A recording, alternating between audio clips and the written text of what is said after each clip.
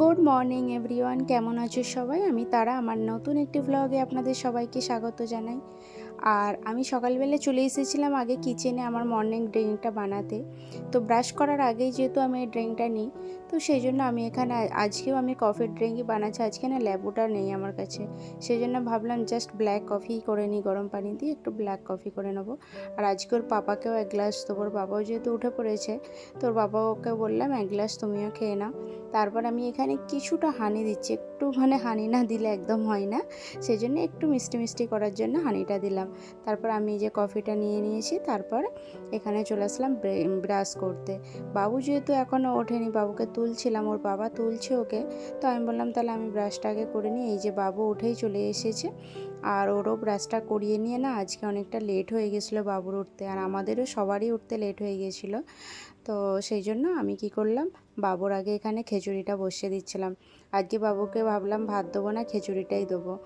আর খিচুড়িটা অনেকটা তাড়াতাড়ি হয়ে যাবে, আর সেই জন্য আমি ভাবলাম রান্না করতে এখন সবজি টবজি কিচ্ছু কাটা হলো না। তো ব্রেকফাস্ট যেহেতু এখনও হয়নি, আমি ব্রাশ করেই কিন্তু খিচুড়িটা বসিয়ে দিয়েছিলাম।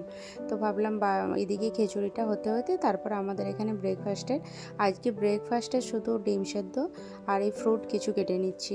তো ব্রেকফাস্টে রুটি কিছু বানিয়েছিলাম না, আর সেই জন্য ভাবলাম অনেকগুলো ফ্রুট ছিল, তো একটু ফ্রুটই খাওয়া হয়ে যাবে, তারপর একটু ডিম সেদ্ধ করে নেব। তো ডিম সেদ্ধটা আমার হয়ে গেছে। আর আমার যেহেতু ওই কলা, বড় কলাটা ভালো লাগে না খেতে, আমি এই ছোটো কলা, এগুলোকে এখানে এলাইচি কলা বলে, তো আমার এই কলাটাই খেতে বেশ ভালো লাগে, আমি সেই জন্য একটা ওই কলা নিলাম। আর বাবুকে একটু আম আর একটা লেবু কেটে দিচ্ছি। বাবু এই তরমুজ বলো, কলা, পেঁপে এগুলো খেতে পছন্দ করে না, ওকে একটু আম কিংবা লেবু এই সবগুলো দিলেও খায়। তারপর ব্রেকফাস্টটা করে আমি এখানে চলে আসলাম রান্না করতে।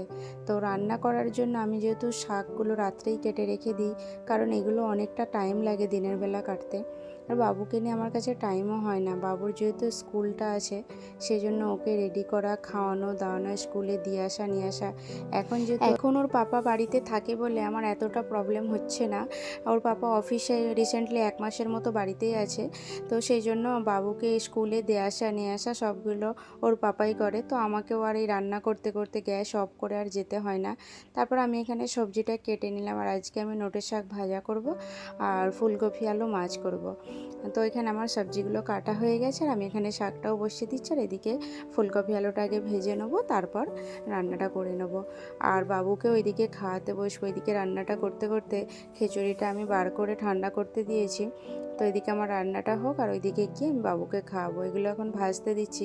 গ্যাসটা দরকার পড়ে অফ করে রেখেও আমাকে যেতে হবে, কারণ বাবু তেমন কিছু খায় না। ওকে আমটা দিয়েছিলাম, তো সে আমটাও খায়নি, রেখে দিয়েছে। আর সেই তাড়াহুড়োর সময় আরও তাড়াহুড়ো হয়ে যায়, সেটাই হয় না, তো আমার ক্ষেত্রে সেটাই হয়েছে। এখন রান্না করতে করতে গ্যাসটা এই মুহূর্তেই শেষ হতে হলো, কি ঝামেলা বলো তো। এই এখন আমাকে গ্যাসটা লাগাতে হবে, তারপর ফের গ্যাস ধরাতে হবে। আমি তাড়াতাড়ি করছিলাম একটু, যে তাড়াতাড়ি রান্নাটা হয়ে গেলে একটু সুবিধাও হয়, কারণ আজকে আমাদের ঘুম থেকে উঠতে অনেক লেট হয়ে গেছে। ওর পাপা বাড়িতে থাকলে না অনেকটা লেটই হয়ে যায়। হ্যাঁ, তো লেট হয়ে গেছে। তারপরে এই যে এখন আমি ফুলকপি আলুটা কুকারেই দিয়ে দিলাম। আর কালকে রাত্রিবেলা না মার্কেটে গিয়েছিলাম, আর মার্কেট থেকে ওই ছোটো ছোটো চিংড়ি মাছ নিয়ে আসছিলাম। এগুলো সবজির সাথে রান্না করলে বেশ ভালো লাগে, কিন্তু রাত হয়ে গিয়েছিল বলে না আমার বাছা হয়েছিল না। সেটা আমি এখন নুন হলুদ দিয়ে একটু সেদ্ধ করে নিলাম, যে সন্ধ্যাবেলাটা ওগুলো বসে বসে বাজবো।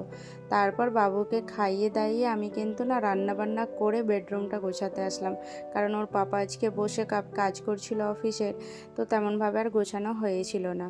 ওর বাবা ঘুম থেকে উঠে অফিসের কাজে বসে গিয়েছিল একটু। আর আজকে আমি বেডশিটটা চেঞ্জ করে নেবো, ধুতে দেবো, যেহেতু কাপড় ধোয়া হবে, মেশিনে কাপড়গুলো কিছু জমে গিয়েছে, তো ভাবলাম বেডশিটটাও তুলে নিই, তুলে ধুয়ে নেবো সব একসাথে। তারপরে এই যে ভালো করে আগে বেডটা ঝেড়ে নিচ্ছি, তারপরে বেডশিটটা বিছাবো। আর আমার না এই যে গদিটা বেডের নিচে, এটা এতটা ভারী না, আমি একা একদম পারি না। তো ওর পাপারও আমাকে হেল্প চাই, প্রত্যেকবারে ওর পাপাই লাগিয়ে দেয়, মানে দুজনে মিলে না ধরলে হয় না, ভীষণ ভারী আর অনেকটা মোটা, তো সেজন্য দুজনে মিলে লাগালাম, সেটা আরও হলো না দেখানো। তো ওর পাপা ক্যামেরার সামনে আসতে চাইছিল না। তারপরে এই যে আমি এখানে বেডশিটটা আমার পুরো ভালোভাবে গোছানো হয়ে গেছে।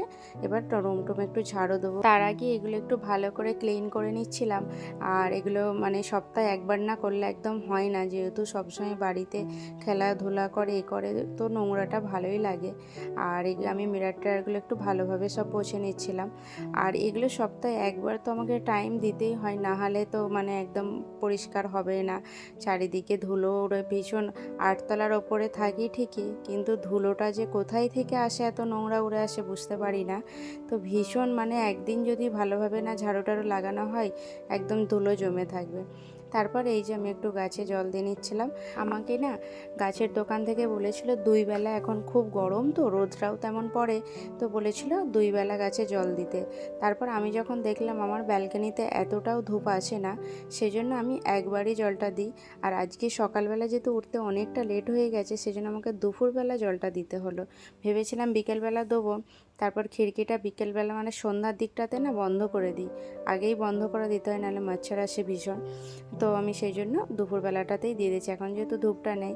আর এর আগে না আমার গাছ ছিল যেগুলো, সেগুলো আগের বারে আমরা দেশে যখন গিয়েছিলাম, তো গাছগুলোতে জল দেওয়ার তেমন কেউ ছিল না, তো সব গাছগুলো এসে দেখছি শুকিয়ে চলে গেছে। আমার মনটা ভীষণ খারাপ হয়ে গিয়েছিল। আমি সেই জন্য বললাম এইবারে আমাকে আগে তাড়াতাড়ি গাছ কিনে দাও, না হলে আমার গাছ লাগাতে ভীষণ ভালো লাগে, এবং আমি সবজির গাছও লাগাই বাড়িতে। তারপর গাছে জল টল দিয়ে ঝাড়ু টাড়ু দেওয়া হয়ে গেছে। এই সোফা টোফাগুলো পরিষ্কার করে টিভির কাঁচটা একটু মুছে নেবো, টিভির কাঁচটা কদিন মোছা হয়নি।